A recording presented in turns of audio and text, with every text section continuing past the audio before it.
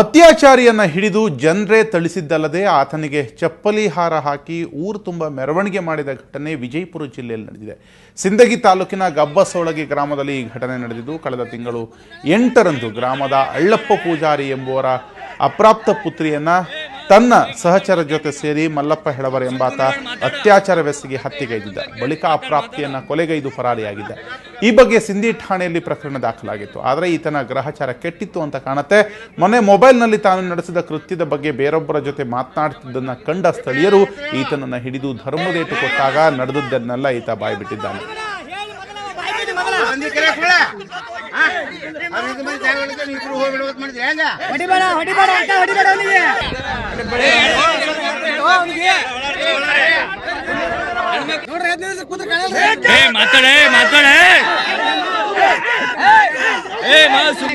ಮಾತಾಡ ನೀನು ಸುಮ್ ಕುಂದ್ರಬೇಡ, ಮಾತಾಡ ಮಾತಾಡ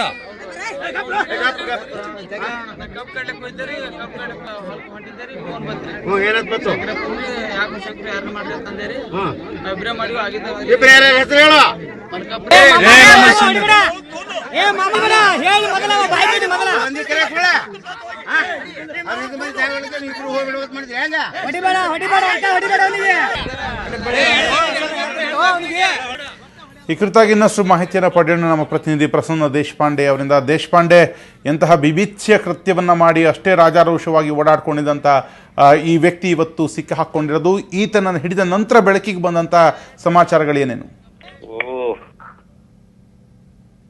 ದೇಶಪಾಂಡೆ, ಕೇಳಿಸ್ತಾ ಇದೆಯಾ ನನ್ನ ಧ್ವನಿ ನಿಮ್ಗೆ?